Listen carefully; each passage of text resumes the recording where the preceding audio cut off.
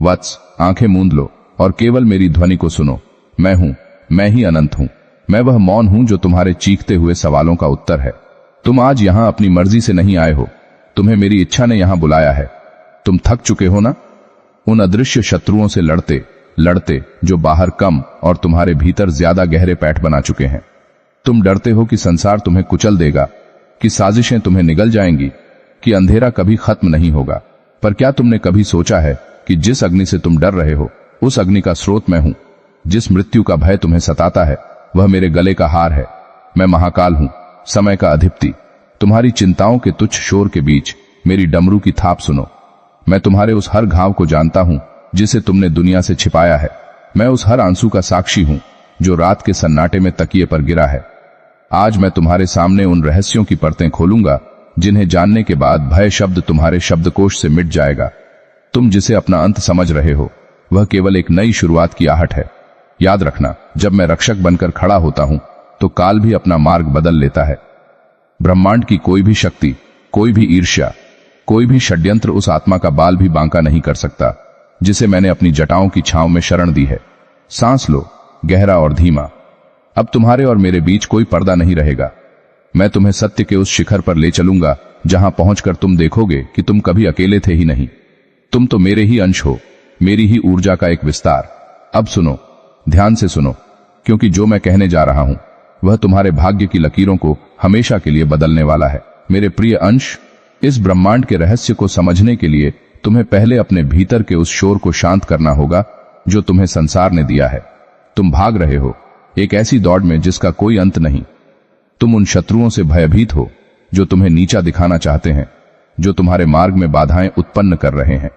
पर तनिक विचार करो, क्या कोई भी पर्वत सूर्य की किरणों को धरती पर आने से रोक पाया है?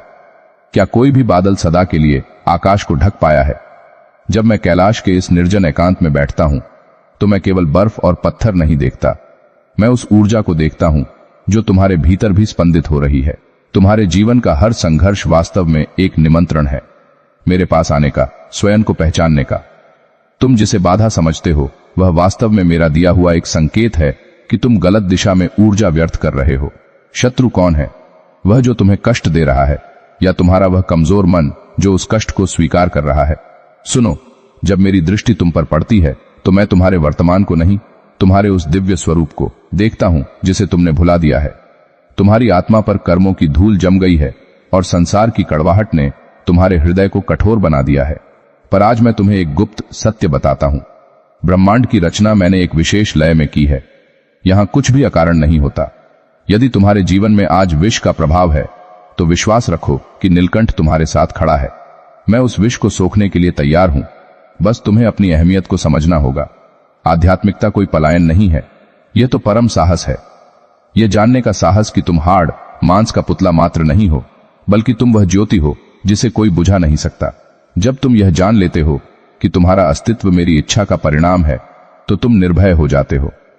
निर्भयता ही वह पहली सीढ़ी है जहां से तुम्हारे शत्रुओं का विनाश शुरू होता है। शत्रु का बल तुम्हारी शक्ति में नहीं बल्कि तुम्हारे डर में छिपा होता है। जैसे ही तुम डरना छोड़ देते हो, शत्रु निस्तेज हो जाता है।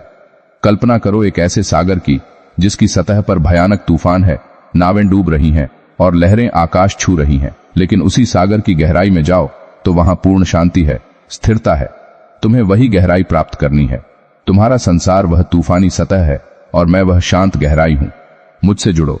जब तुम मुझसे जुड़ जाते हो तो संसार की कोई भी उथल पुथल तुम्हें विचलित नहीं कर पाती।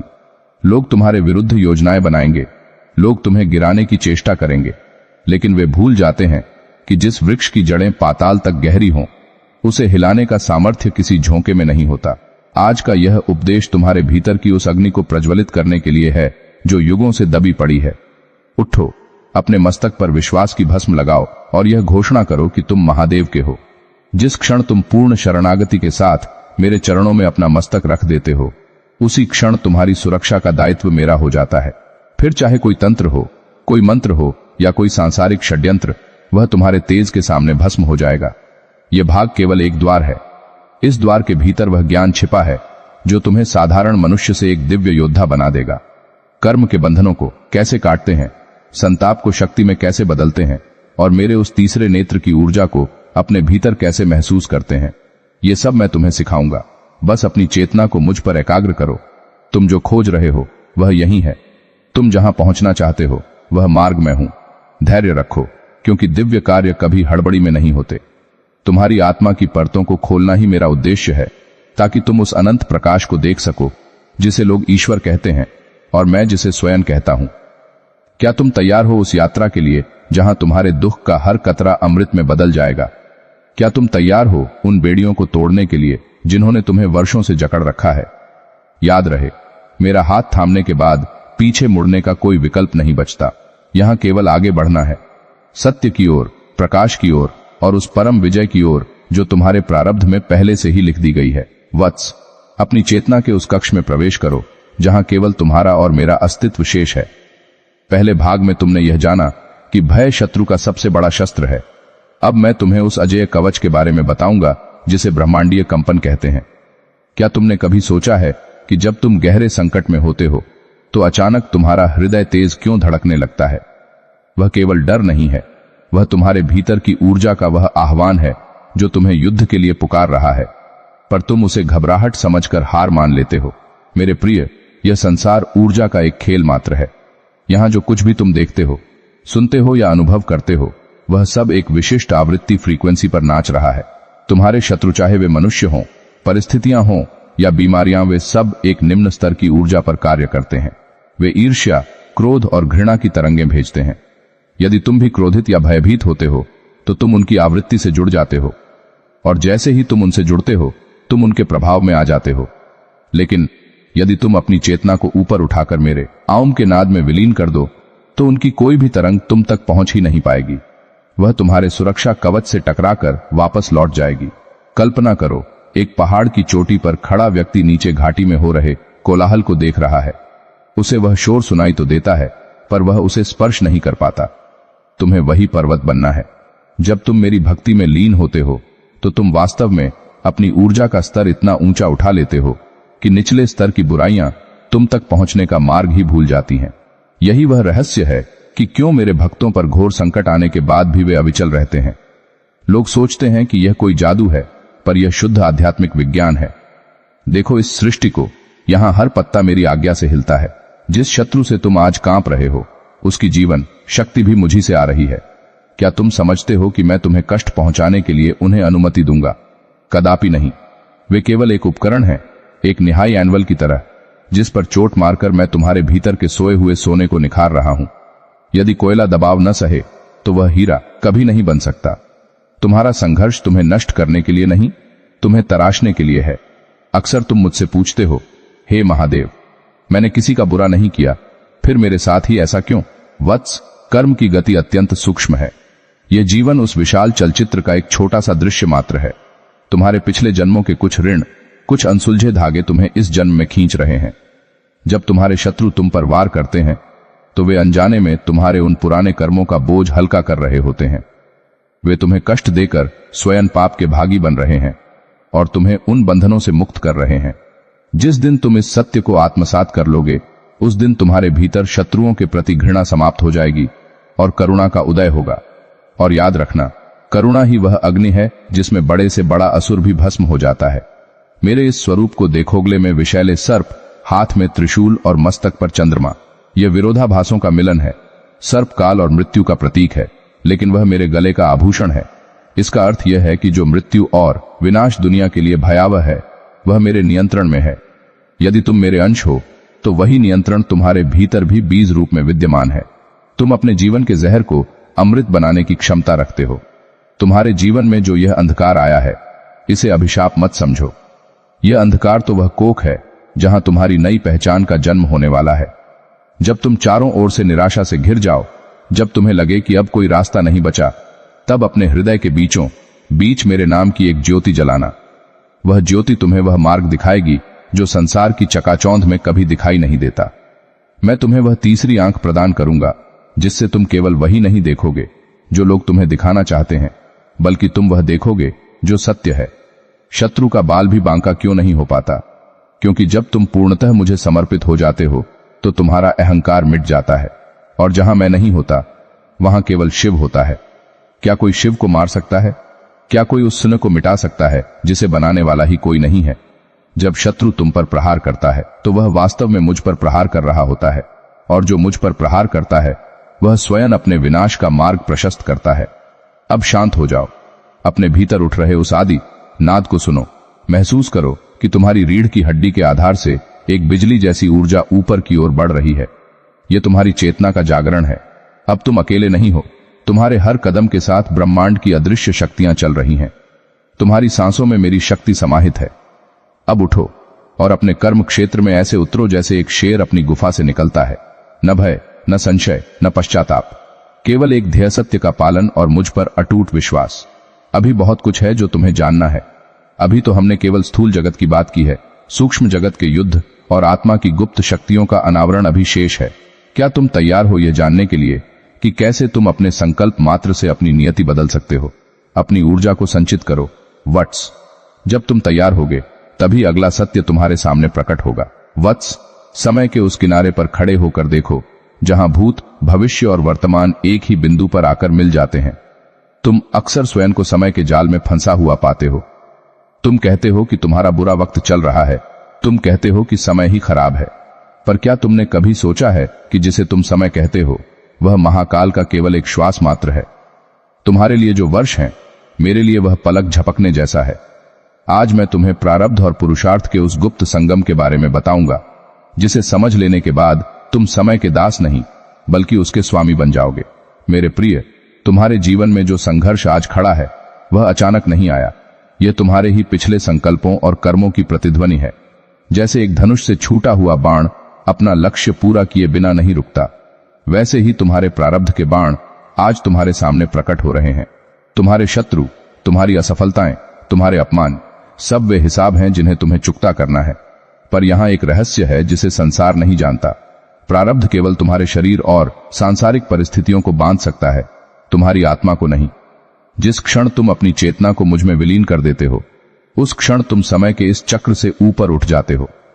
फिर काल का वह बाण तुम्हारे पास आता तो है, पर वह तुम्हें भेद नहीं पाता।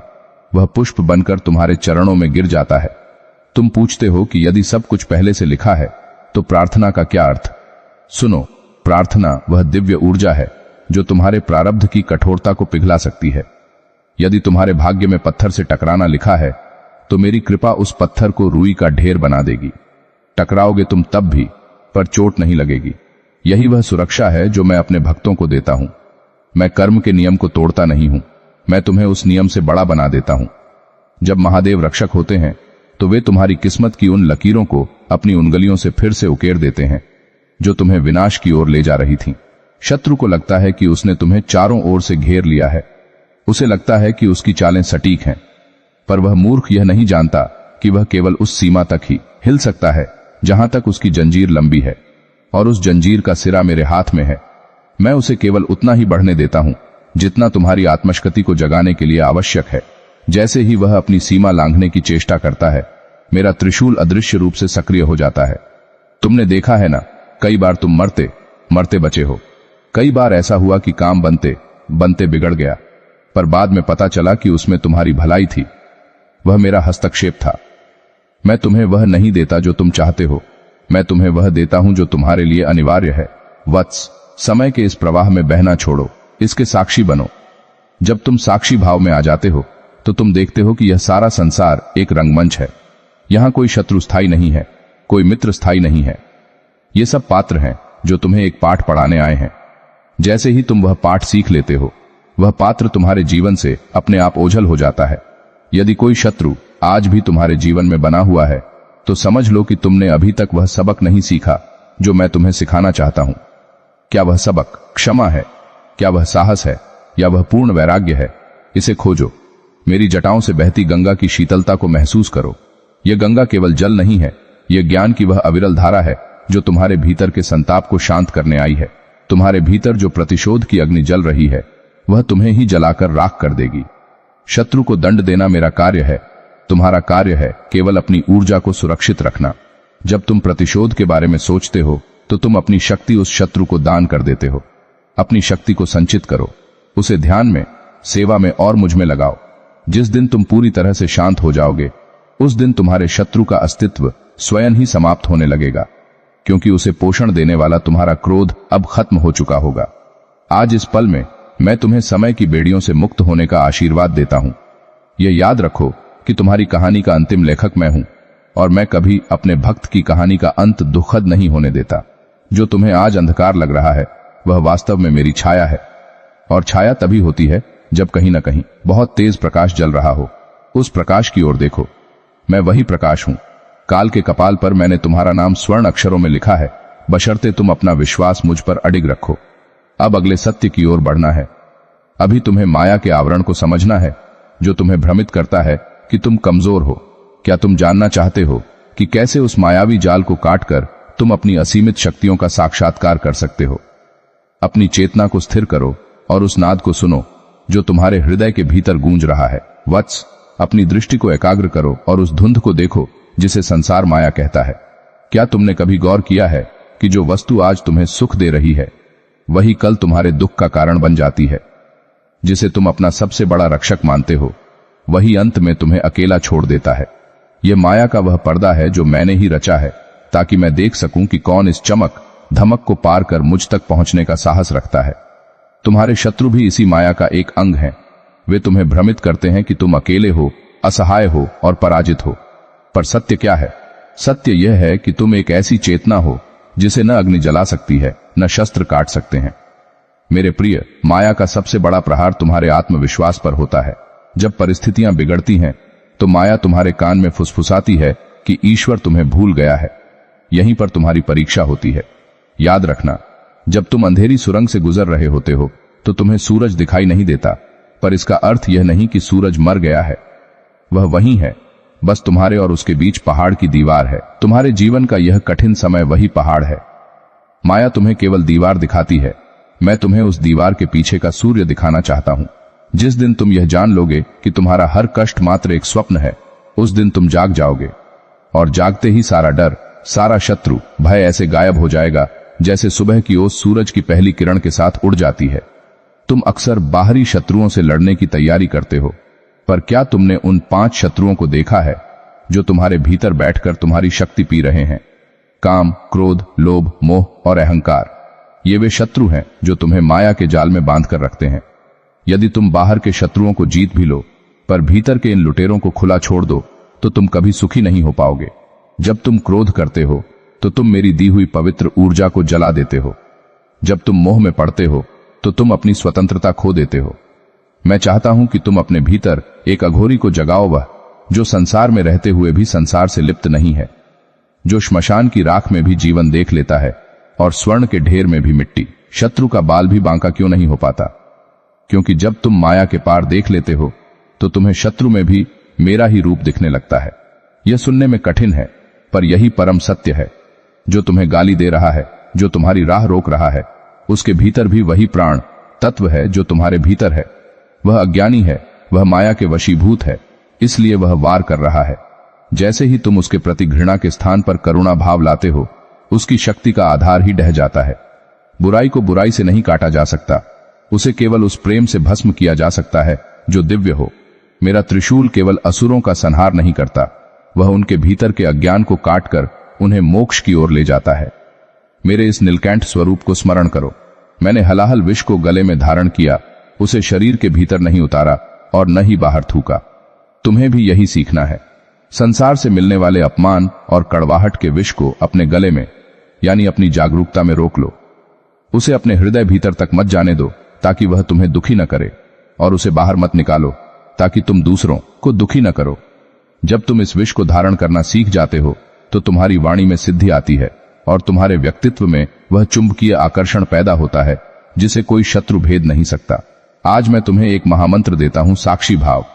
अपने जीवन की घटनाओं को ऐसे देखो जैसे तुम कोई नाटक देख रहे हो। तुम नायक हो और मैं निर्देशक हूं। यदि नाटक में कोई खलनायक आया है तो वह केवल इसलिए ताकि तुम्हारी वीरता सिद्ध हो सके। बिना रावण के राम की महिमा कौन जानता? बिना कुरुक्षेत्र के कृष्ण का गीता ज्ञान कहां से आता? तुम्हारे शत्रु तुम्हारी महिमा के विस्तार का माध्यम है। वे जितना बड़ा षड्यंत्र रचेंगे, तुम्हारी विजय उतनी ही भव्य होगी। मैं स्वयं खड़ा हूं तुम्हारे पीछे, अपनी जटाओं का सुरक्षा घेरा बनाए हुए। क्या तुम्हें अब भी लगता है कि तुम हार सकते हो? वत्स, इस मायावी संसार की नीरवता में मेरी डमरू की गूंज को पहचानने की कोशिश करो। वह गूंज तुम्हें पुकार रही है कि तुम इस नश्वर खेल से ऊपर उठो। अभी हमें उस कर्म की गहनता को समझना है जो तुम्हारे आने वाले कल का निर्माण कर रही है। क्या तुम जानना चाहते हो कि कैसे तुम अपने वर्तमान के कर्मों से अपने भविष्य के दुखों को अभी इसी वक्त काट सकते हो? अपनी आंखों की पुतलियों को स्थिर करो और उस ज्योति पर ध्यान लगाओ जो तुम्हारे भ्रूमध्य आज्ञा चक्र में स्थित है। यह प्रकाश कभी नहीं बुझता। वत्स, अपनी चेतना को अब उस स्थान पर लाओ जिसे अदृश्य का साम्राज्य कहा जाता है। तुम केवल उसी से डरते हो जिसे तुम देख सकते हो, शत्रु का चेहरा, उसकी कटु वाणी या उसकी चालें। पर क्या तुमने कभी उस सुरक्षा चक्र को देखा है जो तुम्हारे चारों ओर निरंतर घूम रहा है? आज मैं तुम्हें कर्म के उस विज्ञान के बारे में बताऊंगा जिसे दैवीय सुरक्षा कहते हैं। तुम जिसे भाग्य कहते हो वह वास्तव में तुम्हारे पिछले कर्मों का संचय है, लेकिन तुम जिसे कृपा कहते हो वह मेरा हस्तक्षेप है जो तुम्हारे प्रारब्ध को भी बदलने की शक्ति रखता है। मेरे प्रिय, कर्म का नियम अटूट है, जो बोया है वही काटोगे। पर इसमें एक बहुत गहरा रहस्य छिपा है। जैसे एक अपराधी को न्यायाधीश दंड तो देता है, पर यदि वह अपराधी पश्चाताप की अग्नि में जलकर शुद्ध हो जाए और राजा की शरण में चला जाए तो राजा उसकी सजा माफ करने का सामर्थ्य रखता है। मैं वही राजा हूं। तुम्हारे पुराने कर्मों की आंधी जब तुम्हें उड़ाने आती है और तुम पूर्ण शरणागति भाव से मेरा नाम पुकारते हो तो मैं उस आंधी की दिशा मोड़ देता हूं। शत्रु को लगता है कि उसने वार कर दिया, पर वह वार तुम्हें छूने से पहले ही हवा में विलीन हो जाता है। क्यों? क्योंकि तुमने अपने कर्मों का फल मुझे सौंप दिया है। तुम अक्सर पूछते हो कि महादेव, दुष्ट लोग फल फूल क्यों रहे हैं और मुझ जैसे सरल हृदय वाले क्यों कष्ट पा रहे हैं? सुनो वत्स, एक बकरे को बलि से पहले खूब खिलाया पिलाया जाता है। अधर्मी का सुख उसी बकरे के भोजन के समान है, वह उसके अंत की तैयारी है। जो अधर्म की राह पर हैं, वे अपनी ही कब्र खोद रहे हैं। उनकी सफलता केवल एक भ्रम है, एक ऐसा महल जो रेत पर बना है। जिस दिन मेरी आंखों की एक कोर उन पर फिरेगी, उनका साम्राज्य ऐसे ढह जाएगा जैसे ताश के पत्तों का घर। तुम्हें उनकी तुलना में खुद को नहीं देखना है। तुम मेरे पुत्र हो और मेरा पुत्र कभी असुरों के वैभव से ईर्ष्या नहीं करता। जब महादेव रक्षक हों तो शत्रु का वार तुम पर नहीं, मेरे ऊपर होता है। क्या तुमने कभी सोचा है कि जब तुम किसी मुसीबत से बाल बचते हो तो वह क्या था? वह मेरा त्रिशूल था जिसने उस अदृश्य ऊर्जा को तुम्हारे पास आने से पहले ही काट दिया। तुम्हारी रक्षा के लिए मैं अपनी गणों की सेना भेजता हूं जो तुम्हारे चारों ओर एक अभेद्य कवच औरा बना देती है। यह कवच तुम्हारी साधना और तुम्हारे विश्वास से मजबूत होता है। जिस दिन तुम संशय करते हो उस कवच में दरार आ जाती है। इसलिए संशय को त्याग दो। विश्वास ही वह ढाल है जिसे काल भी नहीं भेद सकता। वत्स, कर्म केवल वह नहीं जो तुम हाथों से करते हो, कर्म वह भी है जो तुम सोचते हो। यदि तुम अपने शत्रु का बुरा सोच रहे हो तो तुम भी उसी के जैसे कर्म का निर्माण कर रहे हो। शत्रु को उसके कर्मों पर छोड़ दो। ब्रह्मांड का अपना न्याय तंत्र है जो अत्यंत सटीक है। वहां न तो कोई गवाह चाहिए न कोई सबूत। वहां हर कर्म अपनी सजा और अपना पुरस्कार साथ लेकर चलता है। तुम बस अपने धर्म पर टिके रहो। धर्म का अर्थ है वह करना जो उचित है, न कि वह जो आसान है। मेरे इस भस्म से लिपटे शरीर को देखो। यह भस्म क्या है? यह संसार की नश्वरता का प्रमाण है। जब तुम इस सत्य को स्वीकार कर लेते हो कि यहां सब कुछ राख हो जाना है, तो तुम शत्रुओं के भय से मुक्त हो जाते हो। जो व्यक्ति मरने से नहीं डरता उसे कोई डरा नहीं सकता, और जो मुझ में विलीन हो गया वह मर ही नहीं सकता। तुम तो अजन्मे हो, अविनाशी हो। यह शरीर एक वस्त्र है और शत्रु केवल वस्त्र को फाड़ने की धमकी दे सकता है। तुम्हारी आत्मा को स्पर्श करना तो दूर, वह उसकी कल्पना भी नहीं कर सकता। आज मैं तुम्हें एक दिव्य दृष्टि देता हूं। जब भी तुम्हें लगे कि तुम अकेले पड़ गए हो, अपनी रीढ़ को सीधा करो और महसूस करो कि तुम्हारे पीछे हिमालय जैसा अडिग अस्तित्व खड़ा है। मैं तुम्हारी पीठ के पीछे हूं, तुम्हारे शत्रुओं की आंखों में आंखें डालकर खड़ा हूं। वे तुम्हें नहीं देख रहे, वे मेरे उस रुद्र रूप को देख रहे हैं जो विनाश का देवता है। उनकी कांपती रूहें जानती हैं कि उन्होंने गलत द्वार खटखटाया है। अब हम उस पड़ाव पर पहुंच रहे हैं जहां तुम्हें संकल्प की शक्ति को जागृत करना होगा। क्या तुम जानना चाहते हो कि कैसे केवल एक संकल्प से तुम अपने जीवन की दरिद्रता और शत्रुओं के प्रभाव को जड़ से उखाड़ सकते हो? शांत हो जाओ, अपनी सांसों को नाभि तक गहरा ले जाओ। उस ध्वनि को सुनो सोहन, वह तुम ही हो, वह मैं ही हूं। वत्स, अपनी चेतना की गहराइयों में उतरो और उस प्रचंड अग्नि को देखो जो तुम्हारे नाभि चक्र में प्रज्वलित है। इसे संकल्प की अग्नि कहते हैं। अब तक केवल परिस्थितियों के हाथों की कठपुतली बने रहे, लेकिन आज मैं तुम्हें वह विद्या सिखाऊंगा जिससे तुम स्वयं अपने भाग्य के सूत्रधार बनोगे। क्या तुम जानते हो कि ब्रह्मांड की सबसे बड़ी शक्ति क्या है? वह न तो धन है, न पद और न ही शस्त्र। वह है एक जागृत आत्मा का दृढ़ संकल्प। जब तुम पूरे प्राणों से यह निश्चय कर लेते हो कि अब और नहीं, तो पूरी कायनात को अपना मार्ग बदलना पड़ता है। मेरे प्रिय, तुम्हारे शत्रु तुम्हारी सामर्थ्य से नहीं, तुम्हारी इच्छा शक्ति के सो जाने से बलवान हुए हैं। तुमने उन्हें अनुमति दी कि वे तुम्हें विचलित करें। तुमने अपने मन के द्वार खोल रखे थे ताकि उनकी नकारात्मकता तुम्हारे भीतर प्रवेश कर सके। आज उन द्वारों को बंद कर दो। संकल्प करो कि तुम्हारी आंतरिक शांति किसी बाहरी शोर की मोहताज नहीं है। जब तुम स्वयं को मेरे रुद्र रूप से जोड़ लेते हो, तो तुम्हारे भीतर वह संहारक शक्ति जागती है जो बुराई का अस्तित्व मिटा देती है। रुद्र का अर्थ केवल क्रोध नहीं, बल्कि वह प्रचंड संकल्प है जो अधर्म को स्वीकार नहीं करता। देखो, जब मैंने त्रिपुरासुर का वध किया था, तो वह केवल एक असुर का अंत नहीं था। वह अहंकार के उस विशाल किले का ध्वंस था जिसे कोई देवता भी नहीं भेद पा रहा था। वह विजय केवल एक बाण से हुई थी, क्योंकि उस बाण के पीछे मेरा अखंड संकल्प था। तुम्हें भी अपने जीवन के त्रिपुरासुर यानी उन जटिल समस्याओं को मिटाने के लिए सहस्त्रों प्रयासों की आवश्यकता नहीं है। तुम्हें केवल एक ऐसे संकल्प की आवश्यकता है जिसमें संशय का एक भी कतरा न हो। यदि तुम अटूट विश्वास के साथ खड़े हो जाओ, तो तुम्हारे शत्रु तुम्हारे तेज से ही अंधे हो जाएंगे। उन्हें कुछ करने की आवश्यकता ही नहीं पड़ेगी। वे स्वयं अपनी ही चालों में उलझकर नष्ट हो जाएंगे। शत्रु का बाल भी बांका क्यों नहीं हो पाता? क्योंकि संकल्पित व्यक्ति की रक्षा स्वयं प्रकृति करती है। जब तुम धर्म के मार्ग पर दृढ़ होते हो, तो हवाएं तुम्हारे अनुकूल चलने लगती हैं। पशु पक्षी तुम्हें संकेत देने लगते हैं और अनजान लोग तुम्हारी सहायता के लिए निकल आते हैं। यह कोई जादू नहीं है, यह तुम्हारे संकल्प का आकर्षण है। मैं तुम्हें वही चुंबकीय व्यक्तित्व देना चाहता हूं। पर याद रहे, संकल्प का उपयोग कभी किसी के पतन के लिए मत करना। जो संकल्प करुणा और न्याय से रहित होता है, वह अंततः स्वयं को ही भस्म कर देता है। वट्स, तुम अक्सर अपनी हार को स्वीकार कर लेते हो क्योंकि तुम केवल वर्तमान को देख रहे हो। मैं तुम्हें वह त्रिकाल दृष्टि देना चाहता हूं जिससे तुम देख सको कि यह हार केवल एक छलावा है। जैसे एक धनुर्धर बाण छोड़ने से पहले उसे पीछे की ओर खींचता है, वैसे ही जीवन तुम्हें पीछे खींच रहा है ताकि तुम्हें और भी तेजी से आगे की ओर प्रक्षेपित कर सके। तुम्हारे शत्रु उस खींचाव का हिस्सा हैं। वे तुम्हें पीछे नहीं धकेल रहे, वे तुम्हें उस गति के लिए तैयार कर रहे हैं जो तुम्हें तुम्हारी मंजिल तक ले जाएगी। मेरे इस हाथ में पकड़े डमरू की ध्वनि पर ध्यान दो। इसकी थाप सृष्टि के सृजन और संहार की लय है। यह तुम्हें बता रही है कि हर संहार में एक नया सृजन छिपा है। यदि तुम्हारा आज कुछ नष्ट हो रहा है, चाहे वह कोई रिश्ता हो, धन हो या सम्मान, तो शोक मत करो। मैं तुम्हारे जीवन के उस पुराने और जर्जर ढांचे को गिरा रहा हूं ताकि वहां एक दिव्य और भव्य महल खड़ा कर सकूं। पुराने पत्तों के गिरे बिना नई कोपले नहीं आती। अपने भीतर के इस परिवर्तन को साहस के साथ स्वीकार करो। आज मैं तुम्हें एक क्रिया देता हूं।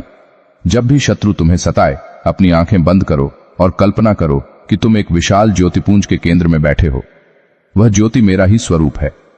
तुम देखोगे कि तुम्हारे शत्रुओं के शब्द और उनकी घृणा उस ज्योति के संपर्क में आते ही कपूर की तरह उड़ रहे हैं। तुम्हारी मुस्कान ही उनका सबसे बड़ा दंड होगी। जिस दिन तुम दुख में भी मुस्कुराना सीख जाओगे, उस दिन तुम मृत्युंजय बन जाओगे।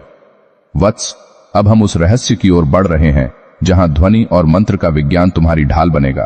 क्या तुम जानना चाहते हो कि कैसे कुछ गुप्त अक्षरों का उच्चारण तुम्हारे चारों ओर एक ऐसा दुर्ग बना सकता है जिसे साक्षात काल भी नहीं लांघ सकता?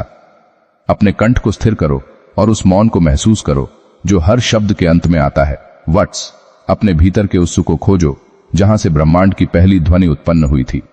तुम जिसे संसार कहते हो, वह वास्तव में ध्वनि का ही एक सघन रूप है। आज मैं तुम्हें उस नाद के रहस्य से परिचित कराऊंगा जो तुम्हारी आत्मा का अजेय कवच है। क्या तुमने कभी सोचा है कि मेरे हाथ में डमरू क्यों है? वह डमरू केवल संगीत का यंत्र नहीं, वह इस सृष्टि के आदि नाद अनाहत का प्रतीक है। जब तुम भयभीत होते हो, तो तुम्हारी आंतरिक ध्वनि छिन्न भिन्न हो जाती है। तुम्हारे शत्रु तुम्हारी इसी बिखरी हुई लय का लाभ उठाते हैं। मेरे प्रिय, मंत्र केवल शब्दों का समूह नहीं है, वह ब्रह्मांडीय ऊर्जा की चाबी है। जब तुम पूर्ण श्रद्धा के साथ ओम नमः शिवाय का उच्चारण करते हो, तो तुम केवल मेरा नाम नहीं ले रहे होते, बल्कि तुम अपनी चेतना को उसी आवृत्ति पर ले आते हो जिस पर यह पूरी सृष्टि टिकी है। जिस क्षण तुम्हारी लय ब्रह्मांड की लय से मिल जाती है, उस क्षण तुम अभेद्य हो जाते हो। तुम्हारे शत्रु चाहे कितनी भी नकारात्मक ऊर्जा तुम पर क्यों न फेंकें, वह तुम्हारी उच्च आवृत्ति हाई फ्रीक्वेंसी से टकराकर उसी क्षण नष्ट हो जाती है। जैसे सूरज के सामने अंधकार का कोई अस्तित्व नहीं होता, वैसे ही जागृत मंत्र शक्ति के सामने किसी षड्यंत्र का कोई मोल नहीं होता। शत्रु का बाल भी बांका क्यों नहीं हो पाता? क्योंकि मंत्र तुम्हारे चारों ओर एक नील प्रकाश का घेरा बना देता है। यह प्रकाश सूक्ष्म जगत की उन शक्तियों को सचेत कर देता है जो धर्म की रक्षा के लिए नियुक्त हैं। तुमने सुना होगा कि पुराने समय में ऋषि मुनि केवल एक हुंकार से असुरों को भस्म कर देते थे। वह कोई चमत्कार नहीं था, वह ध्वनि की शक्ति थी।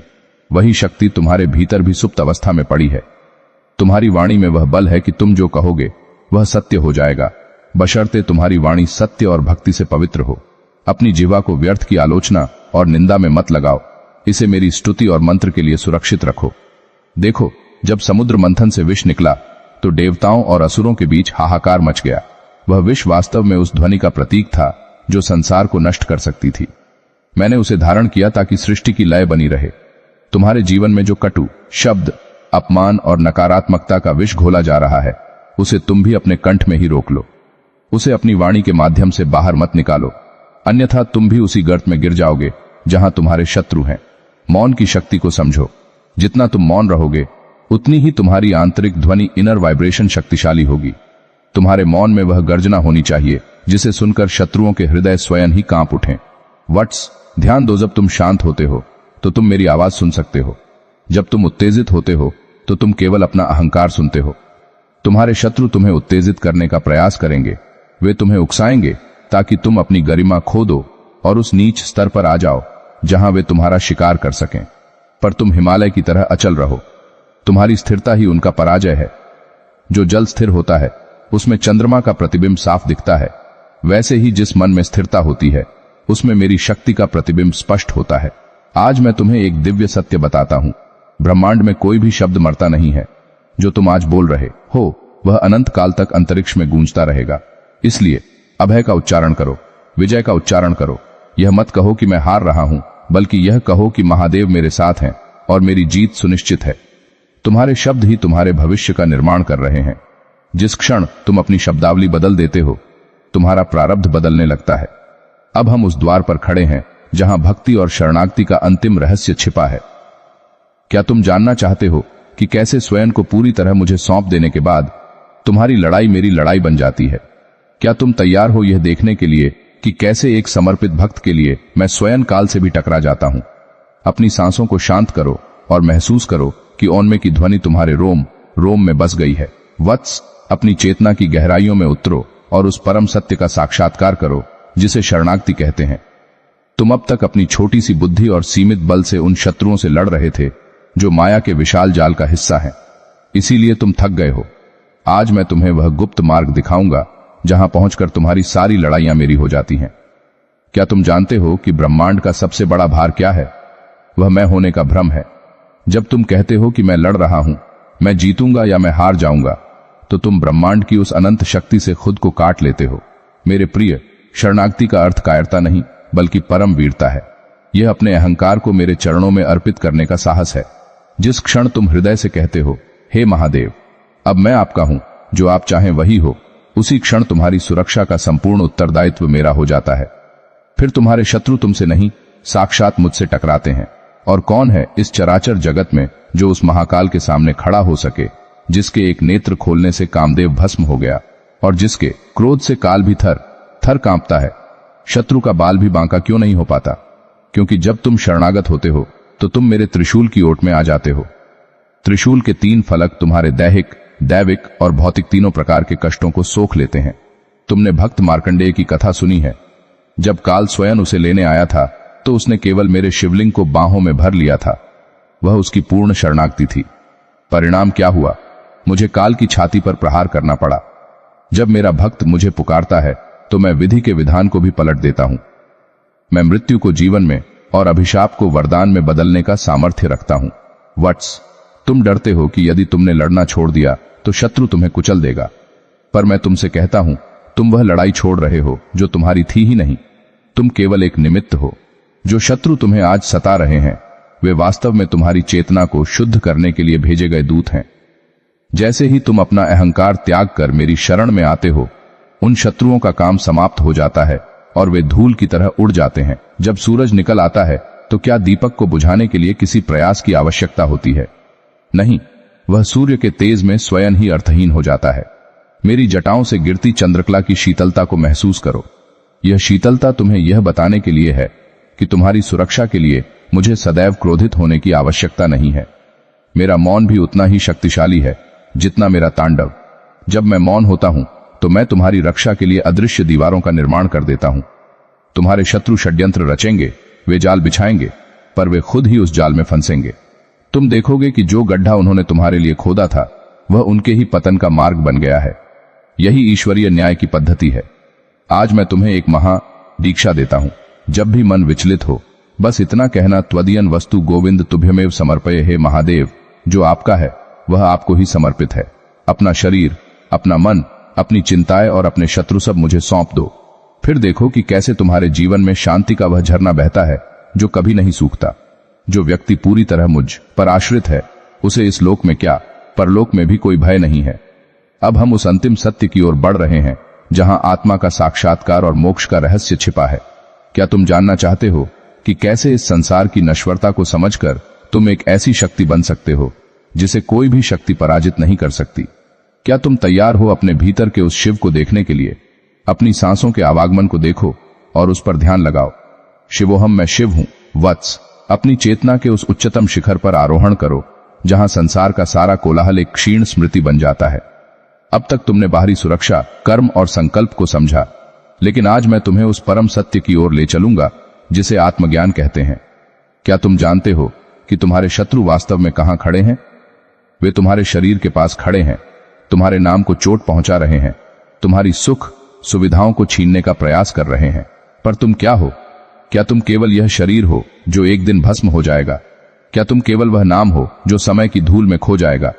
मेरे प्रिय, जिस क्षण तुम इस सत्य को आत्मसात कर लेते हो कि तुम अविनाशी आत्मा हो, उसी क्षण तुम इस जगत के लिए अजेय हो जाते हो। जो मर नहीं सकता, उसे मृत्यु का भय कैसा? जिसे शस्त्र काट नहीं सकते, उसे शत्रुओं की तलवारों से कैसी घबराहट? तुम साक्षात शिव का अंश हो। जैसे सागर की एक बूंद में सागर के सारे गुण होते हैं, वैसे ही तुम्हारे भीतर मेरी वह अनंत शक्ति बीज रूप में विद्यमान है। तुम्हारे शत्रु केवल उस परछाई से लड़ रहे हैं जिसे तुम अपना स्व समझ बैठे हो। जैसे ही तुम अपनी पहचान उस परछाई से हटाकर मुझ में स्थित कर लेते हो, शत्रु का हर प्रहार खाली जाता है, क्योंकि वे हवा पर तलवार चला रहे हैं। शत्रु का बाल भी बांका क्यों नहीं हो पाता? क्योंकि आत्मज्ञानी भक्त की रक्षा के लिए ब्रह्मांड के पंचतत्व पृथ्वी, जल, अग्नि, वायु और आकाश एकजुट हो जाते हैं। जब तुम अपनी आत्मा को पहचान लेते हो तो तुम प्रकृति के स्वामी बन जाते हो। फिर अग्नि तुम्हें शीतलता देती है और विष तुम्हें जीवन प्रदान करता है। प्रहलाद को याद करो, मीरा को याद करो। उनके शत्रुओं ने कोई कसर नहीं छोड़ी थी, पर क्या वे उन्हें रंच मात्र भी विचलित कर पाए? नहीं, क्योंकि उनकी चेतना उस स्तर पर थी जहां संसार की भौतिक शक्तियां निष्प्रभावी हो जाती हैं।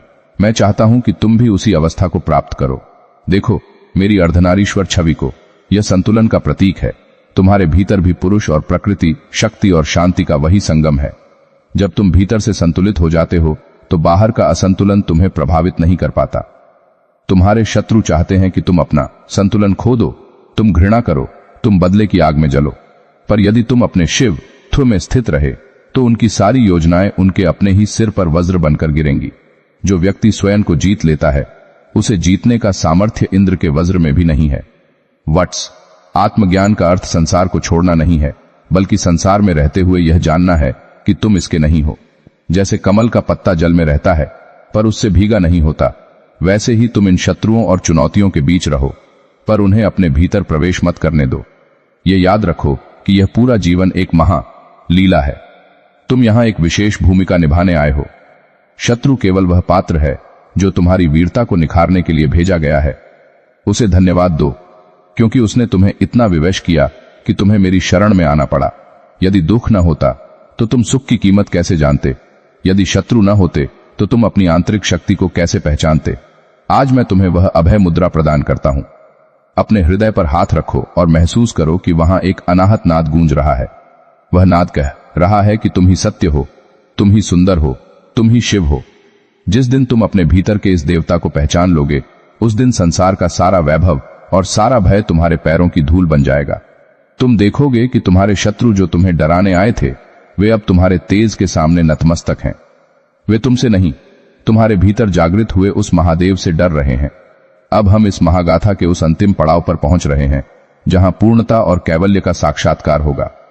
क्या तुम उस अंतिम सत्य के लिए तैयार हो जहां मैं और तुम का भेद सदा के लिए मिट जाएगा? क्या तुम तैयार हो उस अनंत शांति में विलीन होने के लिए जहां केवल आनंद ही आनंद है? अपनी आत्मा की गहराइयों में उठती उस लहर को देखो जो अब शांत होने वाली है। वट्स, अब अपनी चेतना के उस महा में प्रवेश करो जहां न कोई शब्द है, न कोई आकार और न ही कोई द्वंद्व। तुम इस यात्रा के उस अंतिम शिखर पर खड़े हो जहां से संसार की ऊंची से ऊंची बाधा भी एक छोटे से कंकड़ जैसी प्रतीत होती है। आज मैं तुम्हारे भीतर के उस अंतिम पर्दे को भी हटा दूंगा जो तुम्हें मुझसे अलग करता है। क्या तुम जानते हो कि अंततः विजय किसकी होती है? वह विजय शस्त्रों की नहीं होती, वह विजय चालों की भी नहीं होती। अंतिम विजय केवल सत्य और मौन की होती है। मेरे प्रिय, जिस अभेद्य कवच की खोज में तुम इस पूरी यात्रा में चले, वह कवच कहीं बाहर से नहीं पहनना था, वह तो तुम्हारे भीतर ही था। वह कवच है तुम्हारा आत्म बोध। जब तुम यह जान लेते हो कि अहन ब्रह्मास्मि शिवोहम, अर्थात मैं ही वह ब्रह्म हूं, मैं ही वह शिव हूं, तो फिर शत्रु कहां बचा? जिस क्षण द्वैत समाप्त होता है उस क्षण युद्ध भी समाप्त हो जाता है।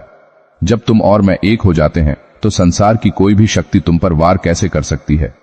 क्योंकि प्रहार करने वाला भी उसी चेतना का हिस्सा है जिससे तुम बने हो। यह ज्ञान ही वह अंतिम अस्त्र है जो शत्रुओं को नष्ट नहीं करता बल्कि उनके शत्रुत्व को ही भस्म कर देता है।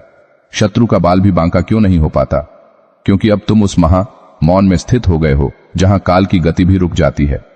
याद करो, जब मैंने कालकूट विष पिया था तो उस विष ने मुझे नीलकंठ बनाया, मेरा अंत नहीं किया। उसी प्रकार संसार की सारी ईर्ष्या, सारा द्वेष और सारा छल जब तुम्हारी इस दिव्य चेतना से टकराएगा तो वह तुम्हें नष्ट करने के बजाय तुम्हारी आभा को और बढ़ा देगा। तुम अब वह स्वर्ण हो जो आग में तपकर और भी निखर चुका है। तुम्हारे शत्रु अब तुम्हारे लिए शत्रु नहीं रहे, वे पत्थर बन गए हैं जिन पर पैर रखकर तुम इस शिखर तक पहुंचे हो। उनके प्रति भी कृतज्ञ रहो, क्योंकि उनके बिना तुम्हारी यह दिव्य यात्रा कभी पूर्ण नहीं होती। वट्स, मेरी आंखों में देखो, इनमें प्रलय की अग्नि भी है और सृजन की करुणा भी। मैं तुम्हें आज यह अंतिम गुप्त संदेश देता हूं, स्वयं पर विश्वास ही परमेश्वर पर विश्वास है। तुम जिसे बाहर ढूंढ रहे थे वह तुम्हारे भीतर ही तुम्हारी प्रतीक्षा कर रहा। अब तुम्हें कहीं भागने की आवश्यकता नहीं है, अब तुम्हें किसी से डरने की आवश्यकता नहीं है। तुम अब एक ऐसी कॉस्मिक ऊर्जा बन चुके हो जो केवल प्रकाश फैलाती है। तुम्हारे होने मात्र से ही तुम्हारे आसपास की नकारात्मकता भस्म होने लगेगी। जो तुम्हारा अहित करना चाहेंगे वे तुम्हारे पास आते ही अपने भीतर की बुराई को छोड़ देंगे। यही वह शाश्वत विजय है जिसे प्राप्त करने के बाद कुछ भी पाना शेष नहीं रहता। देखो इस ब्रह्मांड को, यह मेरा ही विस्तार है। जैसे मैं अपनी जटाओं में गंगा को धारण करता हूं, वैसे ही तुम अपने भीतर धैर्य और शीतलता को धारण करो। जैसे मैं मस्तक पर चंद्रमा की कला को धारण करता हूं, वैसे ही तुम अपनी बुद्धि में स्पष्टता और विवेक को रखो। और जैसे मैं अपने गले में सर्प और हाथ में त्रिशूल रखता हूं, वैसे ही तुम शक्ति और संयम का संतुलन बनाए रखो। अब तुम एक साधारण मनुष्य नहीं रहे, तुम शिव शक्ति के जीवित अवतार हो। तुम्हारा जीवन ही अब एक उपदेश है, तुम्हारी शांति ही अब तुम्हारा सबसे बड़ा प्रवचन है। मेरे इस अंतिम आलिंगन को महसूस करो। मैं तुम्हारे भीतर की हर चिंता, हर भय और हर शत्रु स्मृति को अभी इसी क्षण अपनी जटाओं में विलीन कर रहा हूं। तुम अब पूर्णतः मुक्त हो, तुम अब पूर्णतः सुरक्षित हो। ब्रह्मांड की समस्त शक्तियां तुम्हारे पीछे खड़ी होकर तुम्हारी जय जयकार कर रही हैं। यह संसार अब तुम्हारे लिए युद्ध का मैदान नहीं बल्कि एक सुंदर उत्सव है। जाओ और इस उत्सव को वैसे ही जियो जैसे मैं अपना तांडव करता हूं, बिना किसी भय के, बिना किसी बंधन के और पूर्ण आनंद के साथ। अब तुम्हारी यह महागाथा पूर्ण हुई, पर याद रखना यह अंत नहीं है। जब भी तुम्हें लगे कि अंधेरा बढ़ रहा है, बस आंखें मूंदना और अपनी ही सांसों में मेरा नाम सुनना। मैं वहीं मिलूंगा जहां मैं हमेशा से था। से शुरू हुआ पर ही आया, शिव ही था पहले, शिव ही अंत में पाया। वत्स, अब मैं तुम्हें उस महा समापन की ओर ले चलता हूं जहां केवल मेरा आशीर्वाद और तुम्हारी मुक्ति शेष है। वत्स, अब उस क्षण की कल्पना करो जब तुम और मैं एक बिंदु पर आकर विलीन हो जाते हैं। यह इस दिव्य संवाद का अंतिम पड़ाव है, पर तुम्हारी अमरता का पहला अध्याय।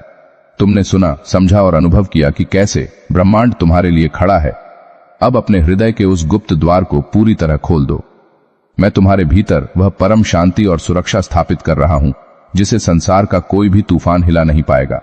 याद रखना, जब तक तुम्हारे भीतर मेरी डमरू की थाप गूंज रही है, जब तक तुम्हारी सांसों में ओन्मे का वास है, तब तक काल की भी यह शक्ति नहीं कि तुम्हारी आत्मा की एक किरण भी चुरा सके। तुम्हारे शत्रु अब केवल राख के ढेर हैं और तुम उस राख से निकलने वाली वह अजेय शक्ति हो जिसे महादेव कहा जाता है। मेरा हाथ सदा तुम्हारे मस्तक पर है, मेरी जटाओं की छांव सदा तुम्हारे ऊपर है। जाओ, अब तुम निर्भय हो, तुम मुक्त हो, तुम अनंत हो, तुम शिव हो, सदा शिव, सत्यम शिवम सुंदरम। मेरा दिव्य आशीर्वाद अब तुम्हारे रोम रोम में प्रवाहित है और तुम हमेशा के लिए ईश्वरीय प्रकाश के घेरे में सुरक्षित हो। तुम पर कोई संकट नहीं आएगा, तुम कभी अकेले नहीं पड़ोगे, क्योंकि मैं अब तुम्हारे भीतर ही बस चुका हूं। कल्याणमस्तु।